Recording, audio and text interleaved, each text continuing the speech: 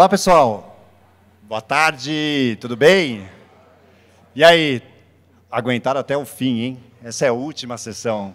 Depois é rock and roll ali ao lado, não sei se vocês já viram, tem a banda, tá montadinha. O Edu, não sei se está aí. O Edu está aí? O Edu Campos está aí? Não. Mas, enfim, o pessoal está afiado aí, bem afinadinho para a banda. Espero que a gente vá curtir todo mundo junto aí, um bom rock and roll. Muito conteúdo até agora. Show, evento até bacana, legal. Bom, pessoal, aqui para a última sessão, a gente vai fazer ela em 2 tempos. Um tempo a gente vai fazer um role play, aprendi essa palavra hoje, Piotr, obrigado por ter me ensinado o que é um role play, uma demonstração. Até então, para mim era bem mais fácil falar em demonstração, mas tudo bem, ficou role play. A gente vai fazer um role play de como é que a gente resolve um problema de produtividade de vendas. Quem precisa vender mais aí? Quem precisa melhorar a produtividade de vendas? Quem precisa melhorar a performance da equipe de vendas? Quem precisa entregar mais desse quarter ainda? Então, estamos juntos. Estamos juntos nessa. A gente vai mostrar um pouquinho, rápido, sabor de como é que a gente faz isso junto com o meu querido amigo Piotr. E, no segundo tempo, a gente tem a honra de ter a presença aqui, o Diego Barreto, que vai dar um show aqui para a gente, com certeza, vai contar um pouco. Quem pediu iFood nos últimos 12 horas? Diego, já está tendo um índice de recência ali que já está alto, pô, mais de 12 horas sem pedir, já não está valendo. Então, o Diego aqui, que é o VP de estratégia, o CFO do iFood, vai contar um pouquinho como é que o iFood usa dados para fazer as delícias que a gente pede chegar na nossa casa e tantas outras coisas com a gente. Então, vamos lá. Vou chamar aqui no palco, então, meu querido Piotr. Muito bem-vindo aqui, Piotr. Vamos lá? Você está bem? Tudo ótimo. Maravilha. Boa tarde. Maravilha. Então, vamos lá. A gente vai começar o nosso roleplay, numa simulação aqui de uma equipe de vendas que precisa resolver um problema que muita gente levantou a mão, que nem eu aqui, sobre o nosso final do quarto. Afinal, estamos no meio de maio, né? Aquele momento crítico que você olha ali para o pipeline. Dá até frio na barriga, né, de ver quando olha, não está naquele jeito que a gente gostaria, está faltando bastante coisa. Está assim, Bruninho, o seu? Não, o teu está firme, está ótimo, excelente. Então, vamos lá. Então, como é que começa essa nossa demonstração, essa apresentação aqui? Eu recebi uma mensagem agora, vamos lá? Recebi uma mensagem no meu celular, dizendo o seguinte, olha, chegou um relatório aí da sua performance de vendas. Aí eu falo, Piotr, como é que a gente está aí, esse quarto aí? Está tudo tranquilo? Como é que está aquela... Estou especialmente preocupado com aquela oportunidade da Ômega, aquela que garante a minha entrega do quarto. Como é que está? Então, vamos lá. Jaime, não sei dizer. Vamos olhar essa mensagem? Então, chegou uma mensagem da Tableau, da plataforma de Analytics Salesforce, no dispositivo móvel do Jaime. O que quer dizer essa mensagem logo pela manhã, às 9h41? Quer dizer que tem uma oportunidade chamada Ômega, conforme ele falou, é a matadora que ele tem para o trimestre, com uma projeção de que ela vai escapar do trimestre. Olha aqui embaixo que interessante. Ômega, o valor dela, ela tem 100% de chance de projeção de escapar do trimestre. Se ele prometeu esse deal, ele tem que se preocupar, porque desde as 9h41 da manhã, ele tem esse tipo de alarme, que é, na verdade, um alerta, uma mensagem alerta para ele. Tá? Além disso, se ele não fizer essa oportunidade, se ele não fechar essa oportunidade, ele vai estar fora da cota em 83%. Não vai atingir a cota do trimestre. E pior, ele vai ter uma performance pior do que ele teve no mês passado.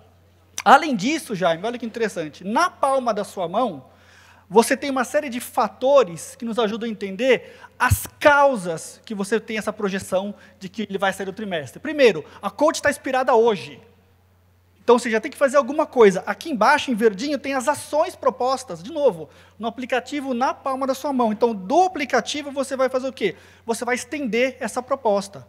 Que mais? Não tem nenhuma atividade prevista. Uma ligação, uma chamada, uma reunião, não tem nada previsto. Uma nota, ele diminui a nota de propensão. E por último, por que não engajar o time de concorrência? Para conhecer melhor a concorrência, preparar um material que seja matador. Então, se você fizer isso diretamente no seu dispositivo móvel, você também consegue o quê? Aumentar a propensão de ganho. Trazer essa oportunidade que está saindo do quarto, do trimestre, para esse trimestre, que ele prometeu para o chefe dele. Então, você está me dizendo o seguinte, que nem a Ômega vai vir, que eu vou decrescer no quarto e não vou entregar o quarto. É isso que você está me dizendo? Péssima notícia para começar o dia hoje às 9 da manhã. Também mostra um pouquinho, vamos ter que olhar o meu pipeline, meu funil de vendas, como é que ele está, porque eu vou precisar buscar de outro lugar para repor a ômega, que, pelo visto, está difícil de vir no quarter. Como é que está isso aí? Como é que está o funil de vendas aí, Piotr? Então vamos lá, acordou, já saiu da cama, já tomou café, agora vai ligar o seu laptop. Então, a gente já fornece, no mesmo fluxo de trabalho Salesforce, Sales Cloud aqui, um cockpit, ou um painel, um dashboard, com os principais indicadores de vendas. Primeiro, quanto que você já fechou esse quarter, quanto que você colocou no commit, a gente usa as expressões, está escrito na pedra, dá para colocar o seu sangue, tá? O commit é basicamente isso. Quanto que você já atingiu da sua cota, aí já, não está legal não, hein? 36%. Qual que é a sua média de fechamento de oportunidades? O perfil comportamental do Jaime é fechar os deals, as oportunidades, em 52 dias. Então, a gente chama isso de intra-quarter. Dá para fechar no quarter, do primeiro dia que você colocou a oportunidade, desde o fechamento. O NPS. Quão feliz esse cliente está com o que você está promovendo. E como o Jaime bem comentou comigo, ele quer saber o funil de vendas. Então, o funil, tá? Que começa com pipe, com best case, com commit, com closed. Aqui eu tenho também uma visão que é criação de pipeline por semana, cruzado com a cota. Que mais? Essa camada de baixo é uma das que eu mais gosto. Eu começo a ter uma visão de presente e futuro com alguns algoritmos de inteligência artificial. O da esquerda, ele mostra o seguinte, as principais oportunidades, e do lado direito, a propensão de fechamento. Então, via inteligência artificial, a gente consegue cruzar uma série de parâmetros e fazer uma projeção, se aquela oportunidade vai fechar ou não. E do lado direito, ele mostra os estágios que você tem aqui, e já fala, tudo isso aqui pode ganhar, ou você pode perder. Então, ele já me prepara, porque existe um algoritmo rodando por trás que olha o perfil comportamental das oportunidades e já sabe as que vão ganhar, baseado no perfil, e as que vão perder. Essa aqui, Jaime, do ômega, que está em negociação, ela está para perder. Ó, vou clicar aqui, em negociação, losing. Então, a gente vai ter que ajudar nosso gestor, porque, com base na ômega, ela não vai fechar a cota. Como é que está a visão do gestor de tudo isso? Ou seja, ele tem um time grande de vendas, como é que isso está sendo impactado para ela? Qual é a visão do todo? Porque a gente está vendo uma oportunidade específica, num vendedor específico, mas a equipe toda de vendas, como é que está vendo isso? Como é que ela vai gerir isso? Legal, Jaime. Duas visões para você aqui. Primeiro, como que eu consigo trazer a oportunidade ômega para o quarter de novo? Tá? Vou entrar aqui na oportunidade. Aqui eu tenho a oportunidade de ir no Salesforce e, de novo, uma camada de analytics no fluxo de trabalho que me mostra informações importantes sobre a oportunidade. Qual que é o revenue trend, oportunidade pipeline, está 23% diferente do ano passado. Os casos de suporte, o quanto os casos de suporte impactam no fechamento. Claro, se o cliente está com um chamado técnico, é claro que isso vai impactar no fechamento de oportunidades. O NPS, o Market Score, as atividades que estão sendo feitas, e do lado direito, a propensão de fechamento. As mesmas causas que vieram do telefone móvel do Jaime, concorrência, code inspirada, você tem tudo isso aqui com as respectivas notas. Já falei disso aqui no aplicativo móvel. Um outro algoritmo que eu gosto muito é previsão de dias de fechamento. Então, baseado no perfil comportamental da conta, eu tenho uma série de causas, o top predictors que ele fala aqui, que me dizem que vai fechar em 77 dias. Mas se eu fizer 3 ações aqui, que ele me sugere, realizar um agendamento de uma demo interativa, como essa que eu estou fazendo com vocês, criar um ROI Analysis, uma análise de retorno do investimento, e mandar um brinde, eu reduzo mais ou menos aqui em 20, 25 dias, e tiro de 77 e venho para quantos? Ó, no fluxo de trabalho do Account Executive, eu coloco uma análise de concorrência, uma demo interativa, e eu vou cair de 77 para 60 dias. Mas você sabe o que tem acontecido, Piotr? O CEO tem reclamado muito da nossa curiosidade dos números. A gente tem errado muito o forecast. Como é que a gente pode melhorar isso? Porque previsibilidade é tudo no mundo dos negócios. Eu não posso comprometer um forecast e entregar um outro número. Como é que a gente tem feito isso? Como é que a gente pode ajudar isso? Então, vamos vestir agora o chapéu do gestor de vendas, gestor de território, que tem time, que tem pessoas. A Wanda, a chefe do Jaime, ela tem um time, então aqui eu tenho rapidamente, no mesmo fluxo de trabalho Salesforce, mesma identidade visual, dentro do mesmo sistema, eu tenho aqui a Wanda e os respectivos Account Executives, com seus atingimentos de cota. E aqui, olha só, eu já começo a ter um pouquinho do que a gente chama de Tableau GPT, que é o Generative AI. Ele começa a me contar uma história do forecast da chefe do Jaime através dos números. Baseado no seu commit de 67 milhões e nos seus deals ganhos de 27, você está muito propenso a fechar a sua cota nos próximos 14 dias. Então, nós trouxemos métricas associadas com o Generative AI, que ele me conta uma história. Dá para bater a meta com 14 dias. Por quê? Existe um gap para a cota de 7,3, métrica super importante para o gestor de venda. Existe um forecast de 67, um fechado de 27 e uma cobertura de 2,4. Então, dá para fechar a cota nos próximos 14 dias. Tá? Além disso, Jaime, você me perguntou como que você consegue ter uma análise acurada. Eu sou um super fã desse tipo de visão aqui. No dia a dia de forecast, a gente vê as mesmas perguntas sempre. E muitas dessas perguntas, em algumas situações, estão no Excel. Exemplo, das minhas oportunidades aqui que requer a minha atenção, quais delas não têm atividade prevista? Quais delas não têm uma próxima etapa? Elas estão travadas. Ou as que estão realmente travadas no mesmo estágio. Ela não sai de uma oportunidade do funil, do estágio do funil, faz 20, 30, 40 dias. Então, eu tenho que chamar a atenção do time para destravar as oportunidades. A mesma coisa as que mudaram de valor. Ou que mudaram de close date, ó, mudou de valor, mudou da data do fechamento. A Ômega, que eu já me estava comentando, escapou de trimestre. Que bom que a gente descobriu hoje, 9h15 da manhã, e não lá no finalzinho do trimestre. Mudança de forecast category, novas oportunidades perdidas e o commit. E, Piotr, outra coisa que tem sido muito cobrado é fazer upsell e cross-sell nas minhas oportunidades, ou seja, na minha base, como é que eu vou vender mais para aqueles clientes que já são da base, como é que eu melhoro a qualidade ou o nível de serviço que eles têm com a gente hoje? Tem alguma forma de a gente ver isso rapidamente? Tem sim, tem templates prontos. Esses templates que a gente fornece aqui, eles foram criados de entrevistas com os nossos clientes e perguntas, quais os KPIs você quer monitorar? Quais os casos de uso?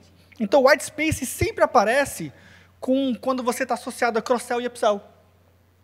Como está demorando para carregar, eu já tenho uma carregadinha aqui, que é justamente uma camada de informação que mostra, olha que legal, as minhas contas da base instalada versus os produtos do meu portfólio e onde eu posso vender mais do mesmo produto, onde eu posso vender produtos diferentes da mesma conta. Isso tudo por território, por região.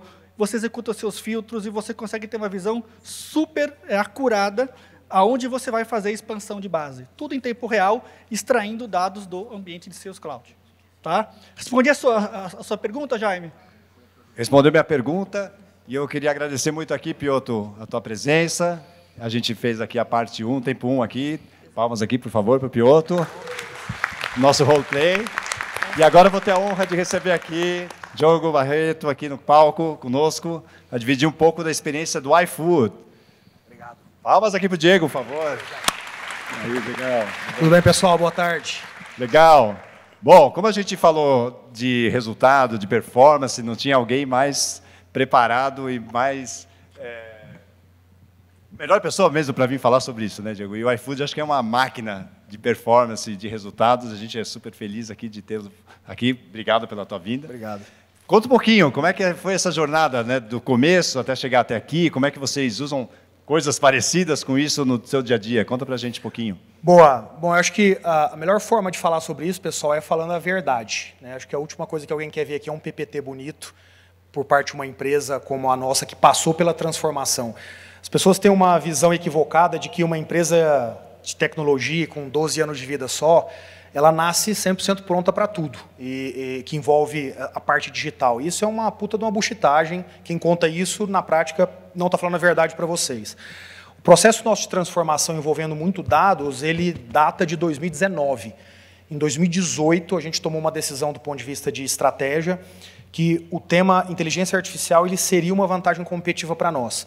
Então, a partir de 2019, a gente começa a organizar a empresa para isso. E eu acho que talvez os 3, 4 pontos que eu mencionaria aqui mais importantes são, primeiro, cara, ninguém entende porra nenhuma disso no Brasil. Ninguém. Vocês todos trabalharam em empresa nos últimos 10 anos que não são experts nisso. Vocês não estão preparados para isso. Então, acho que tem um ponto aqui de humildade, de entender que as pessoas precisam, que a gente chama em people, né, de reskilling e upskilling.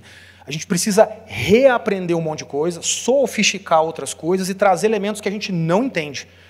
E acho que esse é o primeiro ponto. O segundo ponto esse é um processo que a gente chama em gestão de change management. É um processo que leva 4, 5 anos para você mudar a empresa toda. Ou seja, você não consegue trazer todos os elementos que estão por trás do que vocês acabaram de ver e simplesmente fazer as pessoas em 6 meses saberem fazer isso. Isso não existe. Todas as áreas do iFood hoje voam nesse tema? Não. E vai levar mais uns 2 anos.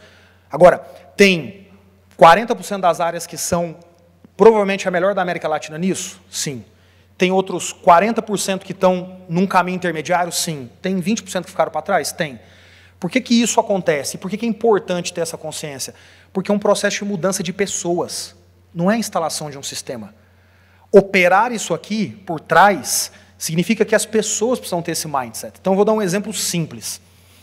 Empresas que vão nessa direção, cada dia mais usam menos Excel, cada dia mais usam mais base de dados em que você usa modelagens como linguagem de SQL. Quem que sabe SQL no Brasil? Meia dúzia de pessoas. Peguem seus amigos que trabalham em finanças, em RH, que trabalham em marketing. Essas pessoas não sabem o que é SQL, elas nem sabem explicar o que é o S, o Q e o L. Então, esse é um processo que leva tempo. No iFood, por exemplo, a gente ficou 2 anos e meio trabalhando pesadamente a preparação técnica das pessoas para isso. E o terceiro elemento, e aí eu paro aqui para a gente seguir, é você ter a consciência que esse é um processo que precisa ser comemorado.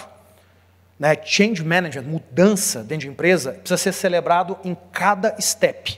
Por quê? Porque as pessoas precisam ter a sensação de que o que elas estão fazendo é bom para a empresa e para elas.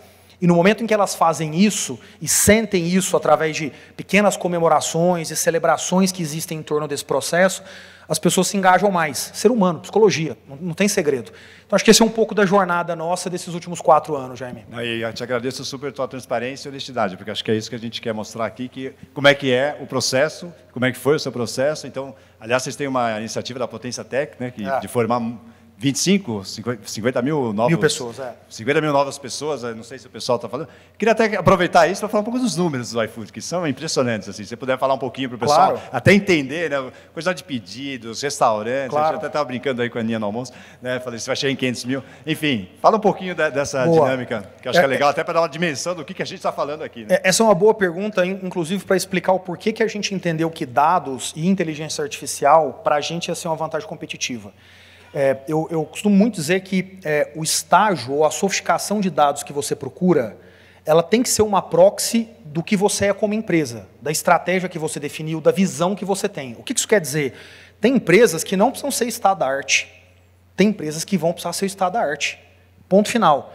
Por que a gente precisava ser estado da arte? Lá em 2018, pessoal, o iFood era uma empresa que fazia 9 milhões de pedidos por mês. Então, em 2018, em média, a gente 9 milhões de vezes pegava a comida num lugar, levava a comida para outro lugar. Isso é um número boçal, muito grande. Adiciona nesse número que você fazia isso lá naquela época em 45 minutos em média. Adiciona a isso que toda vez que você falha, você cria um problema muito grande. Quando você falha na entrega de um livro, a pessoa fala, foda-se, amanhã eu leio. Quando você falha na entrega de uma geladeira, a pessoa fala, foda-se, amanhã eu compro, ela chega e eu coloco os produtos lá. Quando você falha na entrega de um colchão, você se diverte com os teus filhos em casa, faz uma barraca, dorme onde dá e no outro dia o colchão chega. Quando falha a comida, fudeu, velho. Você está com fome. Quando você pega isso aqui e adiciona o fato de que a gente imaginava que a empresa não só ia fazer comida, mas outras coisas, não só nas grandes cidades, mas no Brasil inteiro, a soma desses elementos não me permite ser uma empresa tocada por pessoas. É tão simples quanto isso. Então, não foi uma decisão assim, nossa, existe uma apresentação de uma consultoria que disse que o futuro é AI. Faremos isso, portanto. Não existe isso. Então, eu falei para vocês os números de 2018. Agora eu vou vir para hoje. Aqueles 9 milhões de pedidos por mês, hoje são 70 milhões de pedidos por mês. O que dá, pessoal, 1 bilhão de pedidos por ano. Aqueles 45 minutos hoje são 28 minutos de tempo médio, o que inclui tudo. O restaurante cozinhar, e eu não controlo isso, o entregador entregar e eu não controlo isso, até chegar no cliente. 3, o iFood que só fazia entrega de comida, hoje ele faz a entrega de comida do restaurante, supermercado, farmácia, pet shop e várias outras coisas. Por último, a empresa que naquela época estava em 300 cidades, hoje ela está em 1.500 cidades, que significa todas as cidades do Brasil com mais de 50 mil habitantes. A única forma de eu lidar com complexidade, volatilidade e incerteza é com isso, não tem outro jeito. Caso contrário, você não escala, você fica pequeno para o resto da vida. Não, sensacional, e os números são impactantes, né? Eu achei fantástico esse negócio. Dica de passagem, pessoal, só para pegar uma provocação aqui, se vocês olharem para o histórico das empresas brasileiras, elas são empresas que não crescem.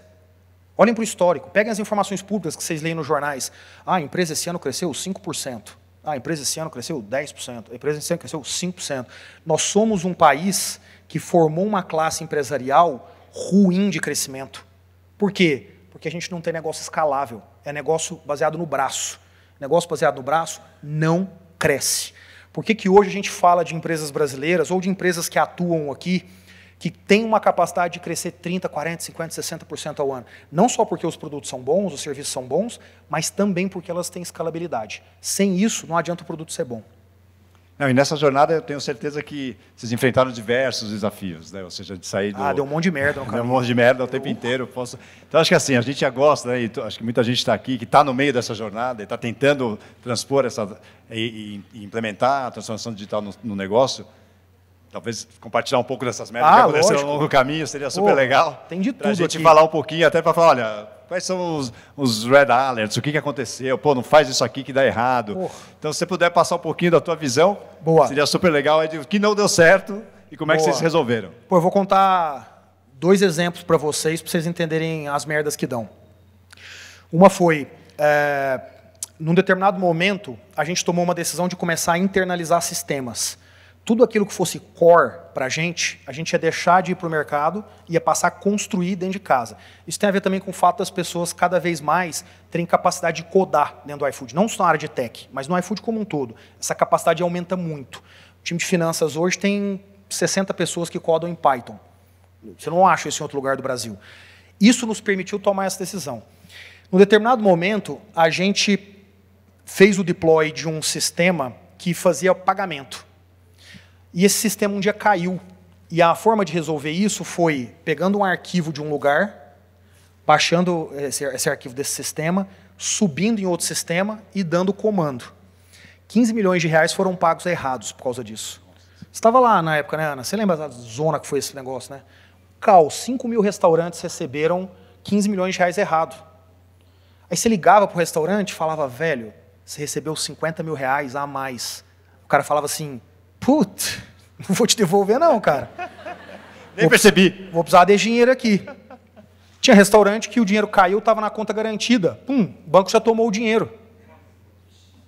Fudeu, velho. Foi um caos. Caos. Por que dá essas merdas?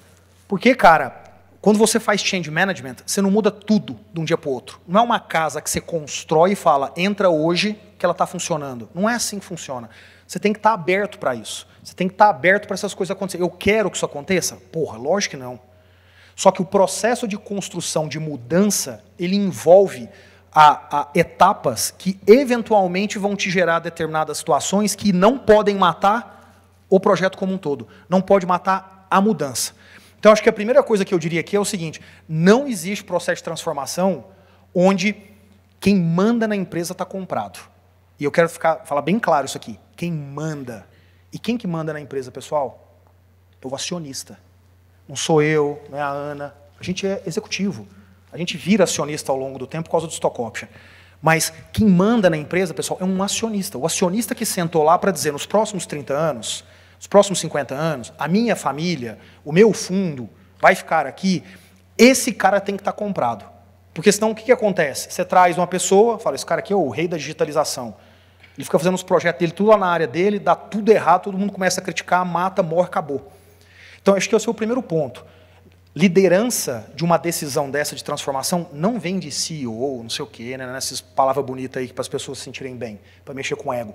Vem de acionista, é de quem é dono, ponto. Caso contrário, a pessoa não tem paciência de esperar. É muito melhor, como executivo, eu tomar uma decisão de curtíssimo prazo e parecer que eu sou foda pelas decisões que eu tomo, do que tomar uma decisão como essa nossa, que leva 4, 5 anos para gerar grandes resultados. Acho que a segunda coisa que eu diria é, tem que avisar na empresa que vocês vão demitir todo mundo que não topar. Mas é verdade, gente. Parece meio duro isso que eu estou falando, mas é isso que tem que acontecer. Veja, eu não posso querer fazer um processo de transformação na minha empresa que demanda, por exemplo, entender de um skill novo, comunicar e algumas pessoas dizerem, não vou estudar isso aí, não vou aprender, não quero, vou continuar mexendo no Excel. Está errado, é uma falta de respeito com a sua empresa, a pessoa está errada. Então, quando eu falo isso, evidentemente, não é num sentido ultra pragmático de ser uma pessoa ruim, dura, mas é no sentido de combinar o jogo. Então, eu vou dar um exemplo para vocês. Dentro do iFood, para poder melhorar essa capacidade de compreensão de dados, a gente criou uma certificação interna que chama BADU, Business Analyst Data Heavy User. O que é o BADU? BADU é o cara que não é o cientista de dados, é o cara que não é o cara de tech, mas é o cara que quer ter uma ótima capacidade de análise de dados. Trabalhando diretamente no Data Lake, usando o Tableau, modelando em SQL, etc. Então, a gente treina essas pessoas. Quem que faz isso? Quem quiser, não é obrigado. No meu time, finanças, procurement, políticas públicas, jurídico, estratégia, umas outras coisas lá, a regra é muito simples. Entrou, não fez, não fica. Meu time inteiro é de Badu. Mas por quê? Porque essa é a decisão da empresa. Não é o Diego que decidiu isso. Nós tomamos uma decisão quanto à direção. Então, pessoas é importantíssimo nesse processo. E aí a crítica fica, em especial, sobre vocês. Aqui a maioria de vocês já lidera, já são gestores de áreas, etc. Geralmente são os mais preguiçosos, são os que não querem mudar. E é simples, gente, é do ser humano. O ser humano, a partir dos 35 anos de idade, a psicologia, a neurociência mostra isso, começa a desenvolver algo aqui dentro chamado nostalgia. Puta, naquela época era bom, o jeito que eu fazia era bom. Isso é ciência. Por isso que os pais de vocês falam que na época deles, e por isso que alguns já estão começando a falar aqui também. Então, a liderança, geralmente, é o principal impeditivo. A liderança tem essa dificuldade. Por quê? Porque a pessoa já trabalha há 15 anos e a coisa dá certo. Ela chegou onde chegou, ela é bem-sucedida. Então, existe um processo muito importante aqui para dar certo, que está ligado a cultura, comunicação, mindset, perfil de pessoas. É sensacional. E a nostalgia está rolando solta, né? Isso com certeza. Para mim não, hein? Eu acho que é legal o que está rolando aqui agora. Já tirou todo mundo, já mexendo no teu queixo, fácil. Diego, e me fala um pouquinho o seguinte, né? A gente está falando bastante aqui de cultura, de mudança de hábito, de mudança e de apoio executivo, de liderança estratégica. Conta um pouquinho qual foi, né, a partir que é uma das grandes dificuldades, né, das empresas, além de tudo isso, né, e mover as pessoas, é como comunicar as pessoas. E aí o Badu vem perfeito para isso. Eu sei que vocês até criaram lá os menus, né? Tem o gourmet, né? Como é que é mesmo? Os módulos lá, depois você pode falar um pouco sobre isso. Mas queria que você desse um exemplo clássico de falar assim, como é que a parte visual dos dados gerou um insight para o teu negócio e falar assim, isso valeu a pena, essa decisão. Cara, acho que antes de dar o exemplo, eu queria falar de novo sobre psicologia, né? O ser humano, ele não tem uma capacidade de interpretar com facilidade. Não é, a gente acha que a gente é bom nisso, a gente não é bom nisso. O grande exemplo disso é que a gente, às vezes, fica numa discussão de meia hora com um amigo nosso, falando a mesma coisa, mas a gente fica insistindo um com o outro sobre um ponto que é o mesmo. Tem umas cabeças balançando assim. É exatamente isso, não é? Por que isso? Porque o ser humano tem uma dificuldade de interpretar. É do ser humano. O que você faz para reduzir esse problema? Você simplifica a comunicação. Então, você transforma as coisas em palavras muito pequenas, você transforma em expressões muito fortes. É isso que faz um publicitário. O que um publicitário fala? Ele cria um bordão, e aquele bordão fica na sua cabeça, e ele é suficiente para comunicar 200 coisas, com 3, 4 palavras, certo? Quem não lembra da música do Guaraná Antártica? Pipoca na panela, come... Cara, não tem como esquecer aquilo. É simples, pipoca, Guaraná, cara, é natural. A mesma coisa serve na política. Por que a gente cria expressões na política? Né? Como é que era a expressão lá do primeiro governo Lula? Sou brasileiro, não desisto nunca. Lembra disso? Isso. Sou brasileiro, não desisto nunca. Cara, uma frase dessa, ela significa muita coisa para muita gente. Aqui é o mesmo problema. Dados ele é, por natureza, difícil de ser interpretado. Por quê? Primeiro porque ele é visualmente, quando cru, ele é visualmente difícil de ser percebido. Segundo, que ele é confuso. Por quê? Porque a qualidade da sua análise, via de regra, nem sempre, está atrelada à quantidade de dados. Então, quanto mais dados você tem, melhor a sua análise. Só que isso dificulta o processo de comunicação. Por isso o lado visual é tão importante. Porque o visual, ele simplifica o processo de compreensão. As telas que a gente viu aqui são isso. Quando eu olho um funil ali e vejo de forma muito simples, vocês brincaram com a palavra sangue, né? Ah, pô, a gente dá um nome aqui. Mas é isso, é exatamente isso. Quando você fala, cara, sangue, vocês imaginam o que é isso? Você dá o seu sangue, você já entendeu o que é isso. Quando você olha o número naquele funil, você já entendeu a mensagem. Você não precisa ter mais 10 reuniões sobre esse tema.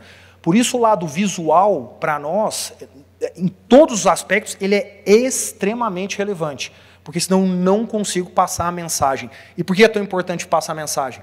Porque ela que gera ação. Vou dar um exemplo simples para vocês de como a gente faz isso. Dentro do iFood, a gente tem um projeto que chama Kung Fu Panda. Kung Fu Panda é o oposto do Garfield.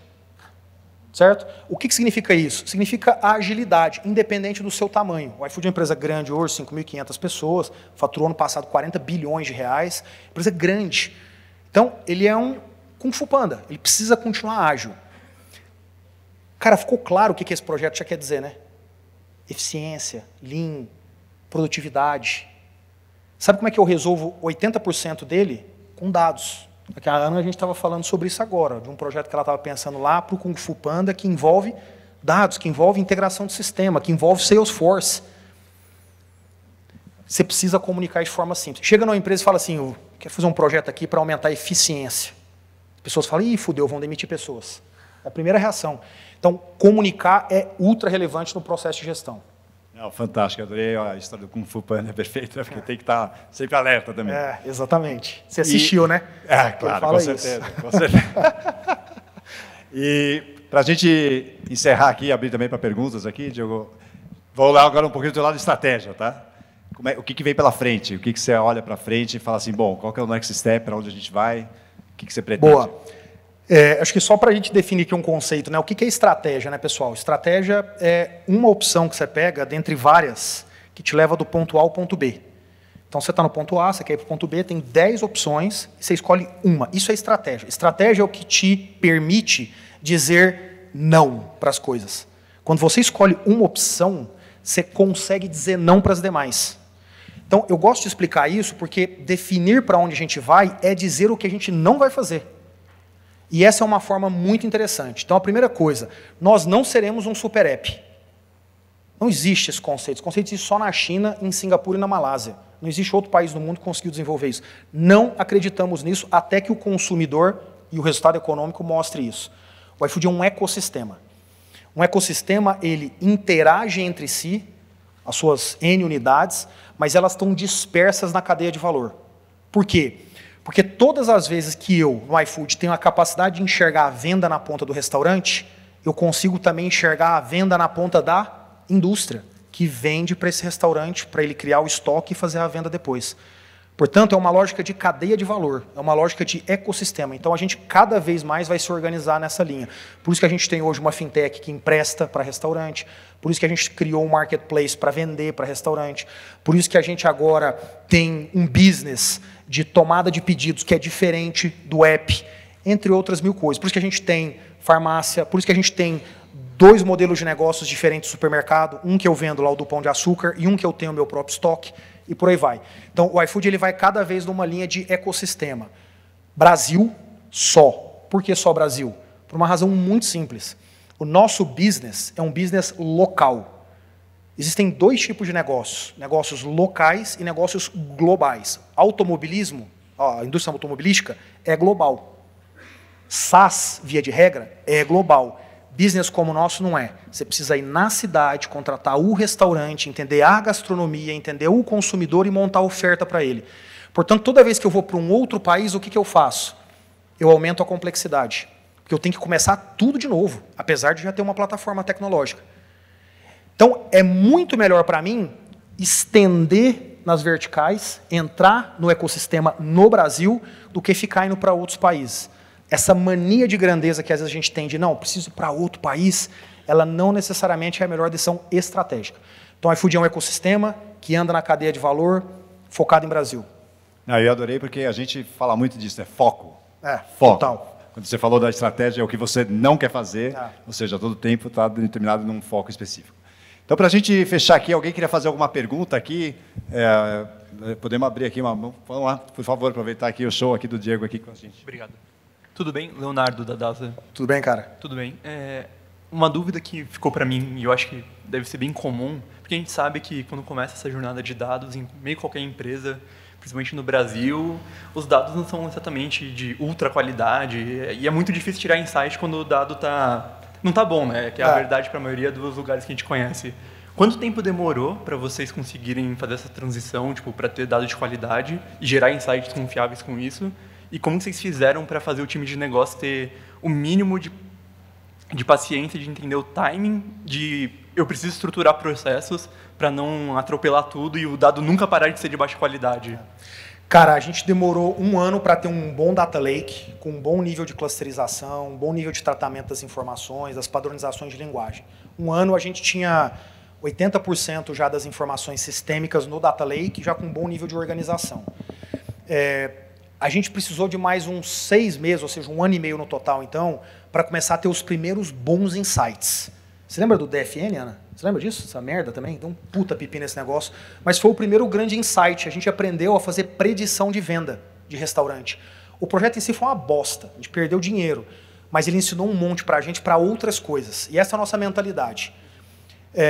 Então eu precisei de 1 ano e meio, mais ou menos, para poder aprender, para tirar o meu primeiro grande insight. Só que, cara, para quem entende de dados, quem trabalha bastante com dados, com modelagem, sabe que dados, a evolução de modelos, a evolução de estruturas de dados, ela não se comporta assim. Ela se comporta assim. Então, no momento em que você inclina a curva, porra, bicho, uma zona de bom, né? Cara, minha logística é a logística mais eficiente do mundo. Do mundo, de last mile. Ninguém bate a minha logística. Modelo que a gente criou internamente.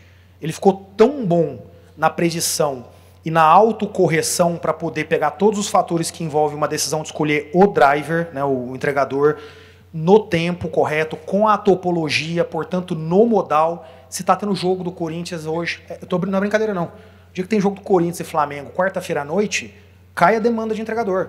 Automaticamente eu tenho que ajustar completamente o lado promocional. Quem roda isso é um código. Um modelo de inteligência artificial, machine learning, que roda isso. Então, na hora que começa a sair, puta, cara, aí é um inferno. Por que o iFood é uma empresa rentável? Desde 1 ano e meio atrás, o Food Delivery nosso, o business de restaurante. Porque o meu marketing ele vem num nível de otimização brutal, sem deixar de crescer.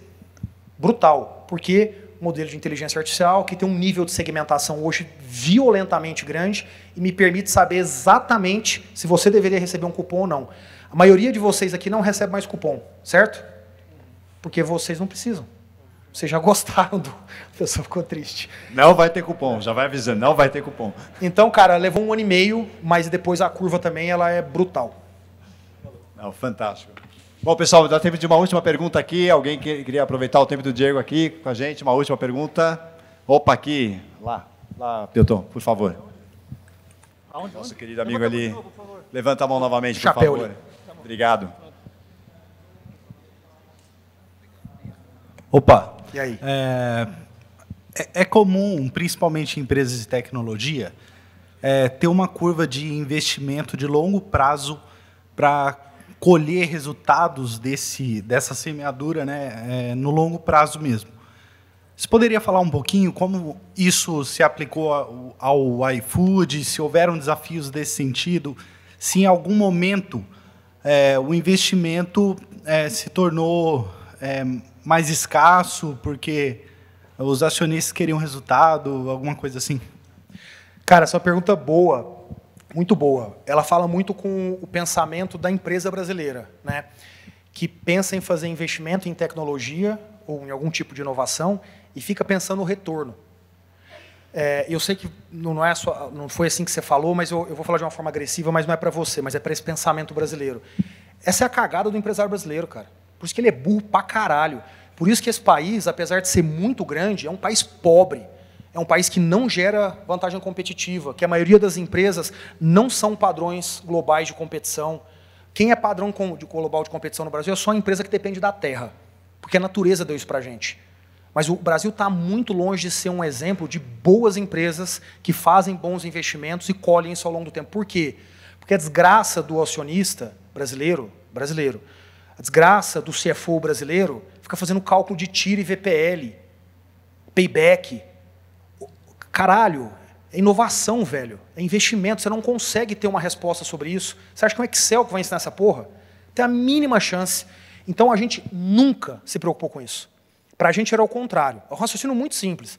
É assim, se você não tem um celular e eu te dou um celular, você concorda que a sua vida fica 10 vezes mais produtiva? Ponto. Eu preciso construir os meus celulares. Então, eu tenho certeza que os modelos que eu dei o exemplo aqui agora vão gerar um resultado brutal. Qual é o resultado? Sei lá. Se eu soubesse isso, eu venderia essa capacidade de prever. Mas o que fazem a maioria dos executivos brasileiros? Dá vontade de falar um palavrão aqui, mas eu vou ser educado com o Jaime aqui. Que são tudo uns... O que eles fazem? Eles ficam criando lá uns PowerPoint, dizendo, não, eu coloquei 6 premissas aqui e eu acho que esse negócio não tem um payback. Que porra é essa que você está calculando se você não sabe como é que vai ser o efeito? Como é que eu sabia que o efeito na logística ia ser tão poderoso, ou pode ser mais ainda, ou vai ficar para trás daqui a pouco, porque o modelo... Como é que eu sei? Não tem a mínima chance. Então, para nós, o raciocínio é outro. Define a estratégia. Da estratégia, qual é o perfil de pessoas, quais são as capacidades técnicas que você precisa, quanto custa a infra e qual é a tua expectativa. A expectativa é fazer com que aquela estratégia aconteça. E aí você trabalha para isso. Não tem erro. Esse tipo de raciocínio, ele deveria acontecer para aquilo que tem demanda clara. Se eu fizer um pedágio nessa rua, eu sei quantas pessoas passam por dia. Então, eu mais ou menos sei qual é a demanda. Então, vale a pena calcular demanda versus preço, investimento, e vou ver se vai ter retorno. Para qualquer outra coisa, é bullshit. É bullshit. Pô, Diego, mas o dinheiro não é ilimitado. Concordo. Então, o que você faz? Escolha suas poucas apostas. Quais são? Não sei. Você me diz quais são. Escolha as poucas e a gente vai do começo ao fim nela. Isso é diferente de investir em negócio, só para ficar claro. Aqui nós estamos falando de algo que é simples, é o exemplo do celular. Quando eu te dou o celular, você fica mais produtivo. Vocês concordam que se a gente contratar o ChatGPT para todo mundo aqui, todo mundo fica mais produtivo? Quanto? Foda-se, sei lá quanto. Vai ficar mais produtivo. Agora tem uma diferença. Você pode fazer o ChatGPT, você pode usar o ChatGPT como todo mundo. Qual é o seu diferencial? Nenhum. Ou você pode construir alguma coisa dentro. No iFood a gente construiu. Essa é a diferença. Hoje o que eu uso, eu não dependo de uma solução média para todo mundo. É um negócio feito para mim, por mim. E isso tem um retorno, cara, que não está no PPT. Eu sei lá que retorno dá esse negócio, mas ele é muito bom. Fantástico. Pessoal, palmas aqui para o Diego. Agradeço super aí. Valeu, pessoal. Super depoimento. Obrigado. Mais uma vez, valeu, obrigado, cara.